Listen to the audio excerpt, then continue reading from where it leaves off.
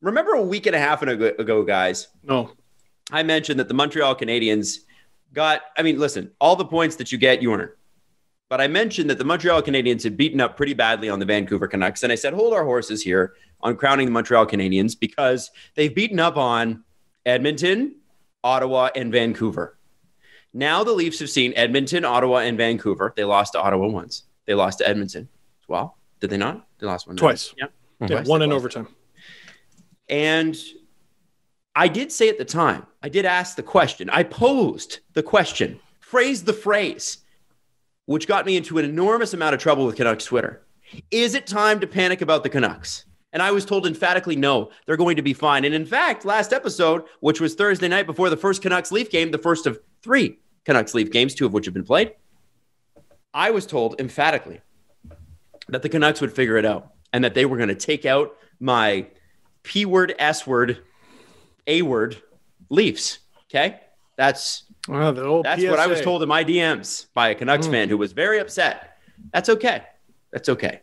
Now that we've seen 2 more games of Vancouver, now that we've seen this team lose 3 games, win 3 games, and lose 3 games, and for anybody keeping track, that's 6 losses in 9 games. Is it time yet to panic about the Canucks? They've gone straight from panic to apathy and despair, which is sad for a fan base to see. Because after the first Leaf thumping, the 7-3 thumping over the Vancouver Canucks, I said, listen, you cannot expect a team to do that again. You are not going to get that gift in 2 consecutive games. You mean the Canucks rolling over on the Leafs? Right.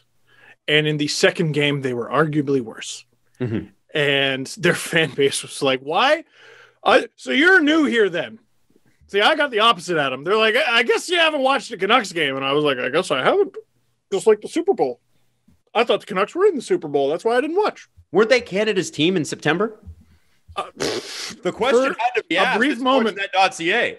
Whoa, hey, whoa, wait. No drive-bys. Oh, hey, also on the YouTube channel. All right. Also, hey, Vinny. Adam's mouthing off. All right, listen. I expected them to take a step backward, right? Mm-hmm. I did not expect this. This is brutal. And you didn't expect them to step backward into time. Like, to 2015 when they couldn't do anything. So, okay.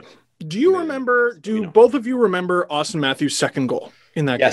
Where Braden Holtby gave it away? Yeah. Oh, which, by the way, elicited the craziest look I've ever seen from a goaltender I've ever in my life. And I was like, who is that look for? So he gave it to JT Miller, who is objectively outside of Jake Markstrom, I would say the MVP for the Canucks last season. Let's describe to Steve what happened on the play for anybody that might have missed it. That's important because this is a very key moment and shows the frustration that must be going on inside the Canucks dressing room. Well, okay, so the puck is cleared from the Leaf zone into the Canucks zone. There is a foot race between Quinn Hughes and Zach Hyman. I love Zach Hyman.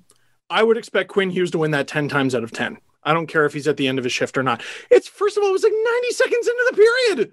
Mm-hmm. How tired could he have been? So instead of letting Quinn Hughes collect the puck and go behind the net, and probably with that turn behind the net, lose Zach Hyman, he decides to play the puck to nobody. Fires it off the glass. And he didn't have to, is the thing. He did not have to. And JT Miller's back check on Austin Matthews was awful. It was terrible. And he did stop moving his feet, which he acknowledged today. And this is now the second time Miller's got his clock cleaned by Matthews in 2 games. But for Braden Holtby, who gave the puck away to stare down JT Miller, and then Miller, I thought he was American. But this Canadian thing where he's apologizing for things that aren't his fault that he's doing today, that's Braden Holtby's fault. He gave the puck away. What are you talking about? I did not understand Braden Holtby's death stare. And I gave him the benefit of the doubt in the video going, he's just upset with himself. Like, okay, Miller made a mistake. But Miller's mistake didn't allow him to cover up for yours. Like, do you see how you're at fault here there, Braden? He gave the puck away. He could have covered the puck. He could have played it behind the net. He could have done anything but give it away. He just yeeted the puck up the ice for no discernible reason. Matthews scores the easiest goal of his career and the game's over. And they acted like it. This is the other thing with the Canucks. They act like the game is over long before it is. In both games, they go into the third period down significantly against the Leafs. But it's also the Leafs. I haven't had the chance to watch a ton of Canucks hockey this season. Have you watched the Leafs over the past forever? You got a shot. What are you giving up for? There's something wrong. There's something real wrong in that locker room. Another key thing with Holtby, I don't care how experienced he is, Stanley Cup pedigree, you are the new guy. Yeah. You're not got here. Yeah. And you're giving I would love to know how the Canucks skaters receive this, because I know for a fact a lot of forwards and defensemen don't exactly have a lot of patience for when the goalie speaks up. You got to be a truly special goaltender. We're talking Patrick Waugh 1993 playoffs saying, guys, I'm not letting another one in. And then he doesn't. We're talking very special situation here, but for Braden Holtby to so openly do that was very surprising to me, in part because it's Braden Holtby and also because it's his frigging fault. That's how I saw it anyway. Did you see the post game with Braden Holtby? I did not. Well, to paraphrase, and I'm not quoting directly, he's like, well, I didn't see the play or whatever, but he looked no shit. He looked despondent and didn't take responsibility for it. It's his fault. It is his fault. His fault. And I'm sure that's something you can solve in the dressing room later, but it goes to a bigger problem of I think there's an identity crisis in Vancouver. And when you lose Jake Markstrom, Chris Tanev, and Tyler Toffoli for nothing in the offseason, maybe we didn't take into account enough how much of a hit, not just personality-wise. I know Chris Tanev was, Markstrom was there forever. Tanev was a big, dressing room guy. Toffoli had just got there, but was, a big piece. And given what especially Toffoli signed for in Montreal, you got to wonder, what does that do to your psyche when you've got a bunch of guys, got a lot of dead weight on lines 3 and 4, a ton of dead weight, and these younger guys who are expected to step up and do literally everything, mm-hmm. and 2 goalies, one that's past his prime, frankly, in Braden Holtby, and another that's never proven that he's ever going to be great beyond a 10 or 15 game stretch. And that's, sorry, not a 10 or 15, 5 or 10 game stretch. To give you an idea of how much the young players are expected to do, forget about the guys at the top of the lineup. They now have to replace the bottom of the lineup with cheap guys. And one of those guys is Jalen Chatfield, who ate a big old turd sandwich in that second game. He sure and did. Was on every highlight in that game. And I started to feel bad for him. And I'm like, well, I know this name, though. And so I looked it up. We went to game 5, or was it just Jesse and I? We went to game 5 against Utica, right? The year the Marlies won the Calder Cup. It was the first round. I think it was you and Adam. Was it?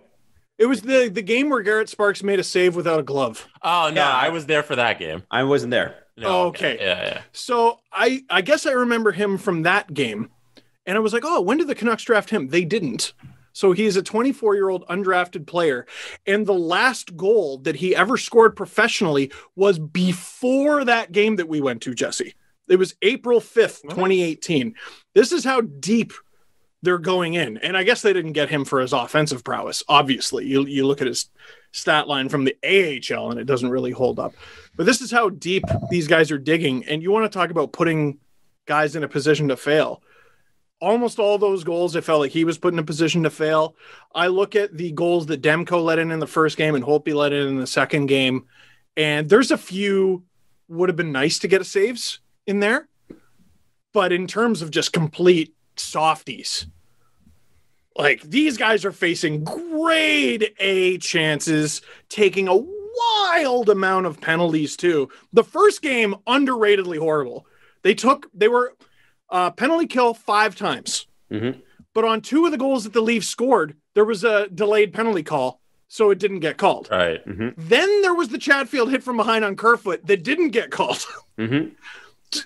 They're completely undisciplined. And then, all right, we're going to get that under control for the second game. Alex Edler, oldest guy on the team, takes one 3 minutes in. And then he also took one 2 minutes later. Is discipline something that should be on Travis Green?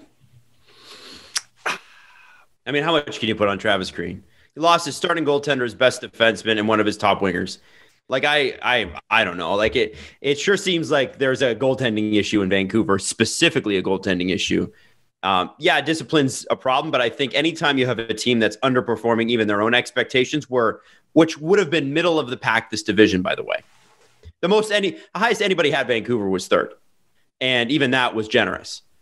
I can't imagine that you're going to be all that disciplined when you're feeling as bad as they are. And I think that's probably, I mean, Jesse, you might be right, but I also look at it like, I mean, what is he going to do? Guys, feel better about yourselves.